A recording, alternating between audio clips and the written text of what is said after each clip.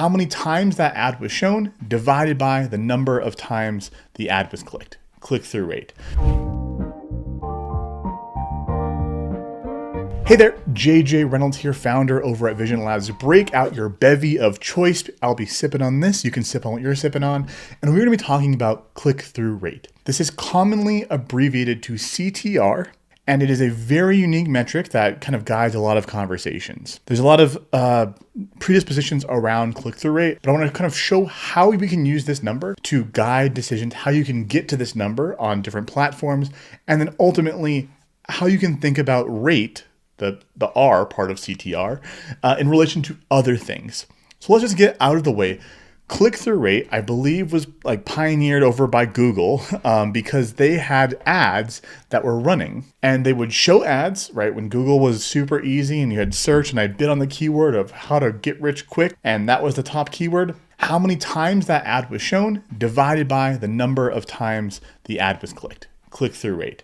So that would be like, hey, this ad was shown 1,000 times and it was clicked on 50 times. That is a 5% click-through rate. Very simple, very straightforward. Then introduce social media into the scheme of things, and that is where Meta was the big one, and they introduced unique click-through rate. So there was, for example, you could have one person who saw an ad 10 times and clicked on it once. So what do? That one person saw the ad 10 times and clicked on it one time.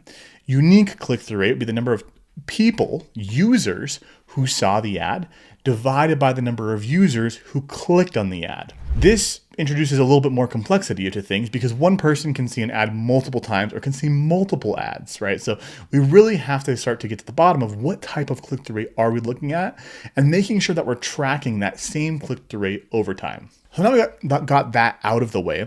We've talked about the Google ads, right? Click-through rate, unique people, or unique number of times that was shown divided by the unique number of times it was clicked, click-through rate. And then we have the number of people, unique click-through rate. Now let's just give another idea around rate. And this is where you can start to unlock some really interesting insights to your website overall. Here on my screen, we are looking at a screenshot of our website.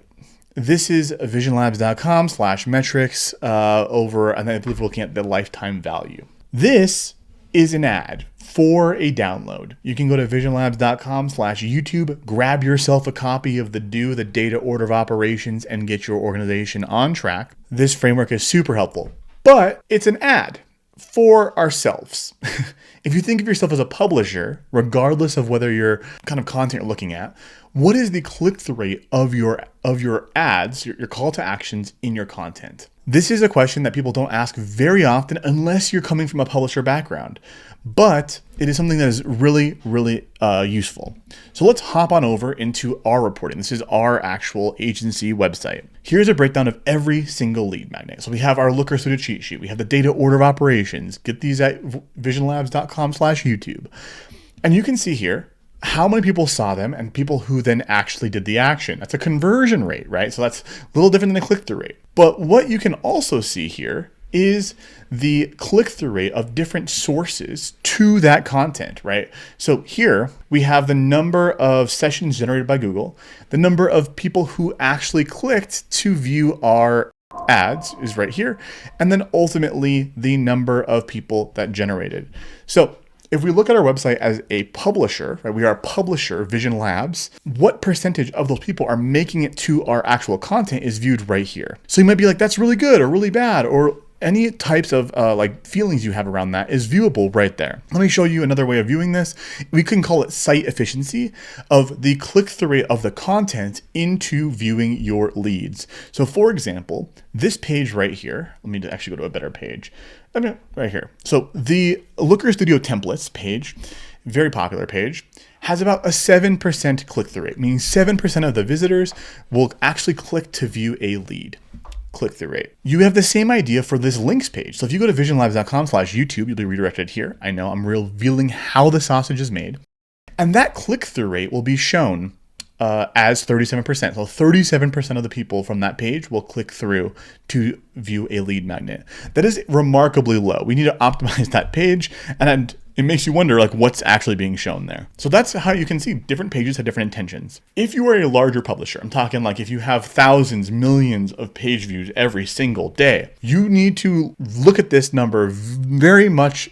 Should be the heart of what you're doing, because the click-through rate of your content is what drives the conversion rate of the next page. And people don't often look at that. They normally think of click-through rate of just ads, but click-through rate can also be with ads on your site for your own products. And so if you have a content strategy, if you have an overall conversion rate optimization strategy, you need to look at those click-through rates of the call to actions on your site as well. We right here have this broken down by landing page, but you could also have it broken down by source.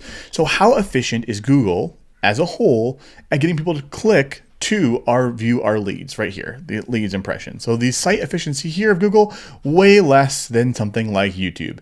YouTube, you guys are rocking. If you're watching this, go to visionlabs.com/YouTube and you can join these numbers and you can be among the ranks of the enterprises that work with us.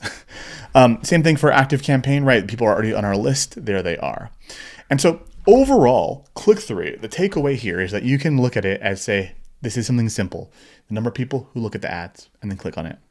You can also say, hey, it's a unique thing. So the number of actual users who view an ad divided by the number of people who click on the ad. And you can be even next level up and say, hey, I am going to look at the number of people who saw on my website the thing that I want them to do and who clicked on it. That gives you 3 points of optimization: the unique, the users on a platform, and then on your actual website. If you break it down like that, it makes things so much easier. And then you can group it into what we call by questions, which is where I'm grouping it by source, by landing page, by all these different things. And it makes it much, much easier for you, the actual person who's executing, to then build on those results. So hopefully that made sense. Click-through rate, something very, very important to consider, but also something that you really need to define within your organization. How do you use that? Because every platform and its mom will be showing a different number at your face. Without any further ado, visionlabs.com/YouTube. My name is JJ Reynolds, and I look forward to seeing you in the next video.